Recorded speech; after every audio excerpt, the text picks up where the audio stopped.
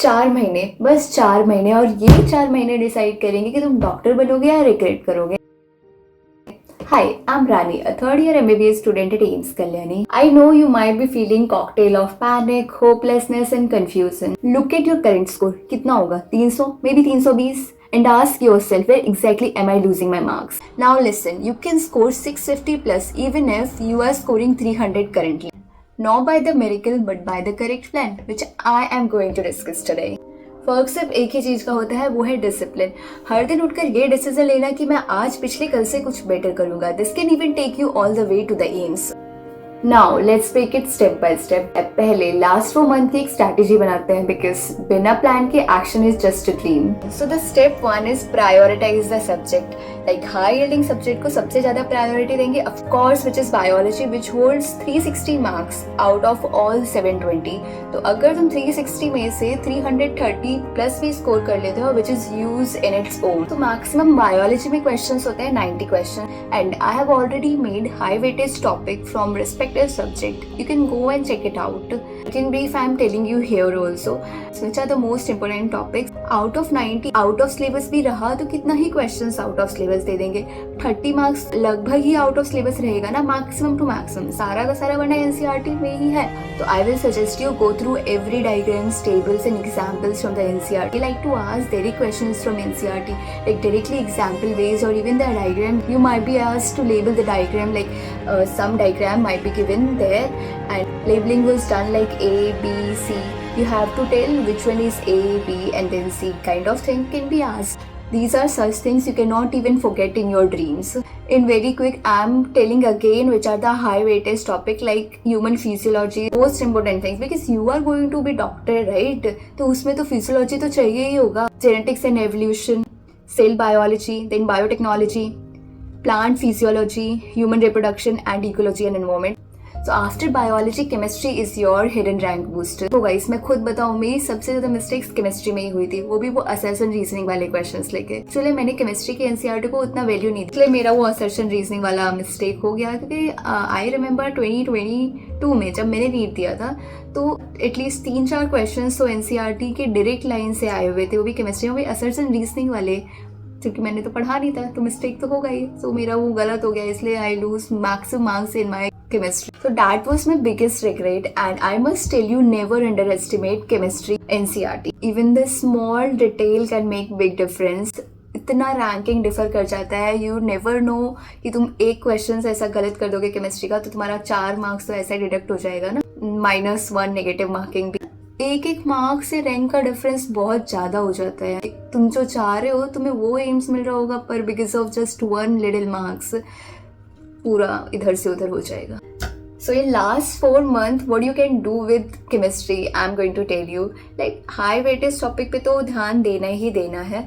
साथ में मैं बोलूँगी कि ये चैप्टर्स जो मैं अब बोलने जा रही हूँ वो पूरा मस्ट है, सब पक्का पक्का करके वो करना ही करना है। तो स्टार्टिंग में इनऑर्गेनिक केमिस्ट्री। इनऑर्गेनिक केमिस्ट्री में से पीरियोडिक टेबल का एक ओवरव्यू होना चाहिए, जितने भी न्यूली एडेड एलिमेंट है उनके नाम विद साइंटिफिक नेम के साथ होना चाहिए, और नोमेनक्लेचर करना आना चाहिए कैसे किया जाता है। Then we have chemical bonding वाला चैप्टर। केमिकल बॉन्डिंग वाला चैप्टर भी तुम्हारे फिंगर टिप्स पे होना चाहिए प्रॉपर, उसमें जितना भी ऐसा दिया गया है कोवेलेंट बॉन्ड, जो भी मॉडल्स वगैरह एवरीथिंग। देन हमारे पास आता है कोऑर्डिनेशन कंपाउंड, जो बहुत बहुत बहुत इंपॉर्टेंट चैप्टर है इन केमिस्ट्री। देन इनऑर्गेनिक में लास्ट तुम पी ब्लॉक कर सकते हो, जो कि वेरी मच रिलेटेड है। ऐसा ओवरव्यू तुम लोगे उधर पीरियोडिक टेबल का है, केमिकल बॉन्डिंग का, तो उसमें भी कुछ एलिमेंट्स आते हैं पी ब्लॉक के, तो पी ब्लॉक भी पर तुम प्रॉपर्टीज अच्छे से करोगे सारी ब्लॉक्स की। Basically these 4 chapters are must to do in inorganic chemistry. And from organic chemistry everything is important, like every reaction which is given in NCERT. इतना हाई लेवल नहीं पढ़ने के लिए बोल रहे हैं कि ऐसा जो कोचिंग में पढ़ा रहे हैं उतना बड़ा बड़ा रिएक्शन देख रहे हो। बेसिक्स आना चाहिए, कहाँ पे कौन सा प्रोडक्ट बन रहा है, कहाँ अमोनिया रिलीज हो रहा है, कहाँ क्या रिलीज हो रहा है, जितना भी एनसीईआरटी में रिएक्शन दिया गया है वो तो बहुत बहुत बहुत जरूरी है। आते हैं फिजिकल केमिस्ट्री। फिजिकल केमिस्ट्री में फॉर्मूला है, फॉर्मूला याद करो। फॉर्मूला याद रहेगा तभी तुम आगे अप्लाई कर पाओगे। तुम्हें फॉर्मूला ही याद नहीं है तो तुम घंटा क्या अप्लाई करोगे।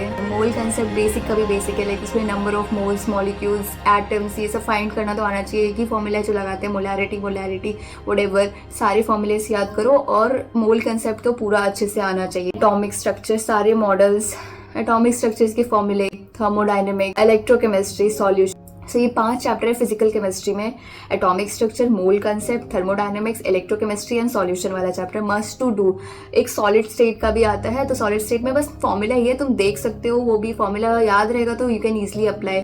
तो this is all about chemistry you have to do with in 3 months, because last वाला मंथ तो पूरा एग्जाम देने में चला जाएगा। तो तुम इन 3 महीने के बाद कुछ आगे सिलेबस कंप्लीट करने का सोचना भी मत, क्योंकि तुम्हें प्रैक्टिस भी तो चाहिए। बस सिलेबस ही करते रह जाओगे तो बस एक्सक्यूजेस होते हैं कि सिलेबस तुम्हें जैसे भी करके कंप्लीट करना है, अभी तक तो हो जाना चाहिए था भाई, 4 महीने हैं। अगर नहीं हुआ है तो with in these 3 months you have to complete all these topics at least. And finally the physics, the subject that scares most of us. And here I'm just telling you high weightage topic which are frequently asked in NEET. Just focus on them. You will be able to score good. Unit and dimension, kinematics, laws of motion, work energy, power, current, electricity and last modern physics. Modern physics को तो भूल के भी छोड़ के मत जाना, और कुछ करो ना करो पर modern physics is must to do. So I have given you list of 7 chapters from physics and chemistry से कुछ 10 होगा पूरा मिला जुला के, inorganic, organic and physical chemistry. Then biology से कुछ 7 chapters from biology. In total there are 24 chapter. तुमको ये चैप्टर बहुत बहुत बहुत अच्छे से करना है विद इन दीज 2 months। जो अभी 2 महीना बचा हुआ है, जनवरी फरवरी, तो इन 2 महीने में 24 चैप्टर्स ये बहुत अच्छे से प्रिपेयर करो। एंड देन जो लास्ट का 2 month बचेगा उसे मॉक टेस्ट देने में ऐसा यूटिलाइज करो। 3rd month will be full of mock test and revision. एक दिन रिवाइज करो, ऑल्टरनेट डे एक फुल सिलेबस टेस्ट दो। उस फुल सिलेबस टेस्ट को सेम डे पे एनालाइज करो, और जहाँ पे तुम वो गलती कर रहे हो एक एरर नोटबुक बनाओ, उस एरर नोटबुक पे अपनी मिस्टेक्स लिखो and ask yourself will you repeat these mistakes again. जब तक आंसर नहीं ना हो तब तक आगे मत बढ़ना। तुम्हारे खुद से विल आना चाहिए, like you will not repeat this mistakes if similar kind of questions is being asked further in NEET और इवन इन अनदर एग्जाम। तो जब ऐसा रिवीजन कर रहे होगे कि 2 चैप्टर बायोलॉजी का एक दिन में खत्म करना है, इसका हार्डली लगेगा 4 घंटा, एंड एक चैप्टर केमिस्ट्री का एक दिन में खत्म करना है 2 hours, एंड फिजिक्स का भी एक चैप्टर एक दिन में खत्म करना है 2 hours। तो ऐसा टोटल मिला के 8 घंटा तुम्हारा ये रिवीजन में टाइम जा रहा है, एंड एक दिन में होते हैं 24 घंटे। अगर तुम प्रॉपर 8 घंटे का स्लीप भी लोगे तो भी तुम्हारे पास इनफ टाइम बचा हुआ है। हटा दिया दिन से 12 घंटा, लेकिन फिर भी 12 घंटा तो बचा है ना। 8 घंटे में तुमने ये सब रिवाइज कर लिया, एटलीस्ट 3 घंटा MCQ प्रैक्टिस में लगाओ, तो 11 घंटा तुम्हें प्रॉपर देना पड़ेगा अपना एक दिन का। अगर तुम चाहते हो विद इन 4 months 650+ स्कोर करना, then you have to do this much. इतना तो नीट डिमांड करता है तुमसे, and this is all you need to do if you wanted to score 650+ out of 720 and wanted to go in AIIMS. So wishing you all a very good luck. Hope you all are able to make it. Bye bye. See you in the next video.